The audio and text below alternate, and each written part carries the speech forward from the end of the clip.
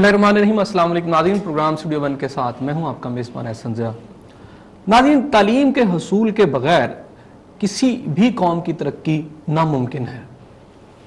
یہی وجہ ہے کہ میرے آقا دو جہاں حضرت محمد صلی اللہ علیہ وآلہ وسلم پر جو پہلی وحی نازل ہوئی وہ بھی اقرا کی تھی، یعنی پڑھنے کے بارے میں تھی۔ دینی تعلیم کے ساتھ ساتھ دنیاوی تعلیم کس قدر اہمیت کی حامل ہے، اس کی ایک مثال میں آپ کو غزوہ بدر سے دیتا ہوں۔ غزوہ بدر کے موقع پر جو کفار قیدی بنائے گئے تو انہیں جو فدیہ دے کر اجازت ملی کہ وہ جا سکتے ہیں، آزاد ہیں، وہ یہ تھی کہ مسلمانوں کو پڑھائیں۔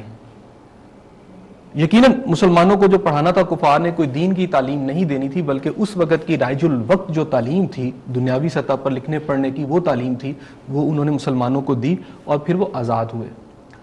تعلیم کا حصول کسی بھی جگہ سے ممکن ہو، اسے لینا چاہیے۔ یہی ہمارے مذہب کی تعلیمات ہمیں ملتی ہیں، یہی تعلیمات ہیں ہمارے مذہب کی۔ لیکن اس کے ساتھ ساتھ اگر ہم پاکستان کی صورتحال پر نظر دوڑائیں اور امت مسلمہ کی صورتحال پر نظر دوڑائیں تو ہمیں بہت افسوس سے کہنا پڑتا ہے کہ ہم اپنے سب سے عظیم مقصد یعنی تعلیم کا جو حصول ہے، تعلیم کا جو حاصل کرنا ہے، اس سے صرف نظر کیے ہوئے ہیں۔ اسی لیے جہالت کی گہرائیوں میں گرنے کی وجہ سے آج نہ صرف امت مسلمہ بلکہ خود پاکستان، کوئی جو ڈیولپ کنٹریز ہیں، جو اکراس دی گلوب اس وقت جو ممالک ہیں ترقی کے منازل طے کر رہے ہیں، اس میں اس کی فہرست میں ہمارا نام کہیں بہت ہی پیچھے ہے۔ پاکستان ترقی کر سکتا ہے، لیکن اس کے لیے بڑا ضروری تھا کہ گزشتہ 65 سالوں کے دوران ہمارا جو سٹرکچر تھا تعلیم کا وہ بہت بہتر ہوتا، سکسیسو گورنمنٹ اس پر کام کرتی اور ہم بحیثیت قوم تعلیم حاصل کرتے اور پھر ترقی کی منازل کو طے کرتے، لیکن ایسا نہیں ہوا۔ کچھ ادوار میں تھوڑا بہت کام ضرور ہوا، ہمارے جو ایجوکیشنسٹ ہیں انہوں نے بہت محنت کی، اس کی وجہ سے بھی اگر ہم یہ دیکھیں کہ آج پاکستان جس مقام پر بھی کھڑا، قوم کو جو تھوڑی بہت تعلیم ملی ہے شاید انہی کی محنتوں کا ثمر ہے۔ لیکن ناظرین، کیا ہمارے یہاں کوئی پورا ایک سٹرکچر موجود ہے تعلیم کا؟ کیا لوئر سطح کے اوپر اور ہائر سطح کے اوپر ہم کوئی تعلیم کے لیے کچھ کر رہے ہیں، حکومت کر رہی ہے؟ بحیثیت قوم ہمارا مجموعی رجحان اس بارے میں کیا ہے؟ اگر میں تھوڑی سی ایک مثال دوں، اسکرین کے اوپر آپ کو بہاؤالدین ذکریہ یونیورسٹی ملتان کی ایک تصویر یقیناً نظر آ رہی ہوگی۔ یہ تصویر ہمیں یہ بتا رہی ہے کہ اتنا عظیم ایک یونیورسٹی ہے، اس میں گدھے بندھے ہوئے ہیں۔ یہ ہماری ہائر ایجوکیشن کا حال ہے۔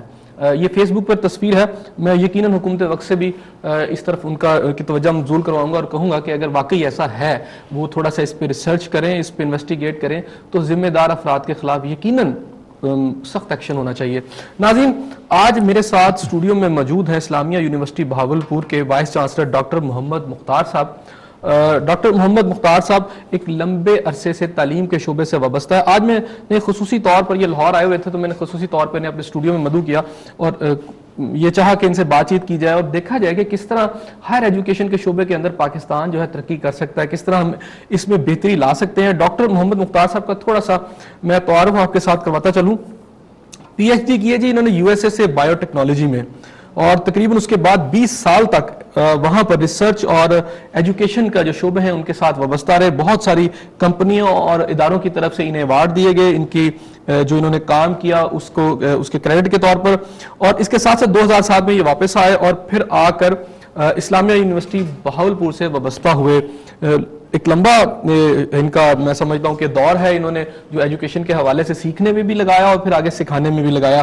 ڈاکٹر صاحب، آپ کو پہلے تو میں بہت خوش آمدید کہتا ہوں۔ ناظرین، مزید بات کرنے سے پہلے ایک بریک لے لیتے ہیں، ہمارے ساتھ رہیے گا، ملتے ہیں بریک کے بعد۔